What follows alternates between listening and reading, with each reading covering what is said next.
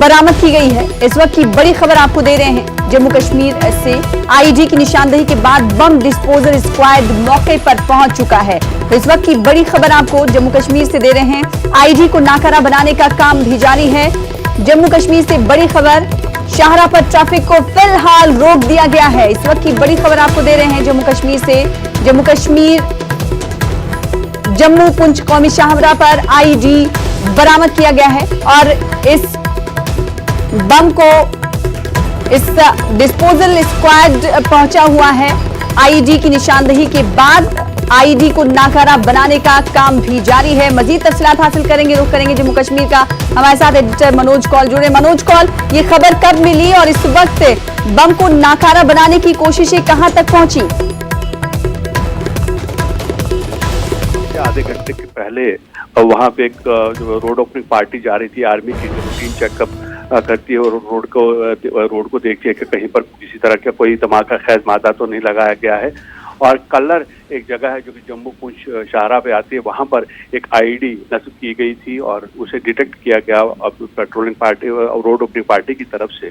और उसके बाद जो पूरा ट्रैफिक है जम्मू पुंछ हाईवे पे वो रोक दिया गया है। फिलहाल कोशिशें ये की जा रही है कि जल्दी से जल्दी इस आईडी को डिफ्यूज किया जाए। बॉम्ब डिस्पोजल स्क्वाड जो है वो मौके पर पहुंचा है और कोशिशें लगातार जारी हैं कि जल्दी से जल्दी इस आईडी को डिफ्यूज कर दिया जाए ताकि आम जो ट्रैफिक है वो बहाल कर दिया जाए जम्मू पुंछ शाहरा पर। हम आपको बता दें कि जिस तरह से आज ये आईडी डिटेक्ट हुई है उससे एक बड़ा हादसा टल गया है।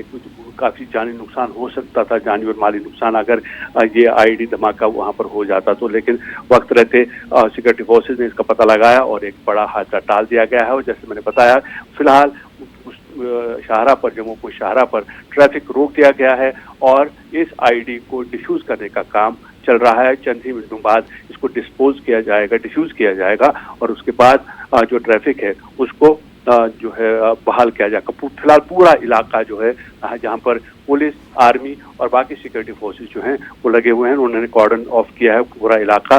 एक तरफ जहां इस बारूदी सुरंग को डिफ्यूज करने की कोशिश की जा रही है, वहीं दूसरी तरफ ये भी पता लगा जा रहा है कि जो मिलिटेंट्स ने जिन्होंने ये इस पर प्लांट किया है उनकी तलाश भी शुरू कर जी। गुज़िश्ता दिनों कई बार ये ऐसी खबरें आ चुकी मनोज की आईजी नस्ब किया जाता है शाहरा के इर्द। इससे पहले भी आपसे बातचीत हुई थी इस हवाले से। ऐसे में इस तरह की कार्रवाइयों में इजाफा दिखाई दे रहा है अगर जम्मू कश्मीर की बात करें तो पिछले दिनों से अब तक।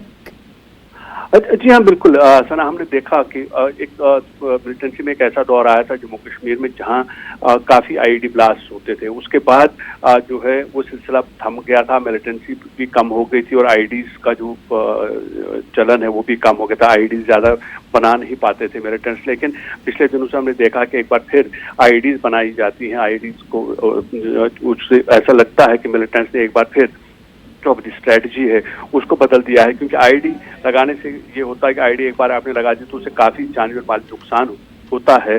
और जो मिलिटेंट्स के रैंक्स हैं, जो मिलिटेंट का जिनका जो ह्यूमन रिसोर्स होता है, कोई मिलिटेंट से मारा नहीं जाता, उसको जरूरी नहीं है कि वो वहाँ पे रहे, क्योंकि ज़्यादातर हमने देखा कि रिमोट कंट्रोल डिवाइसेस से इसको उड़ा दिया जाता है।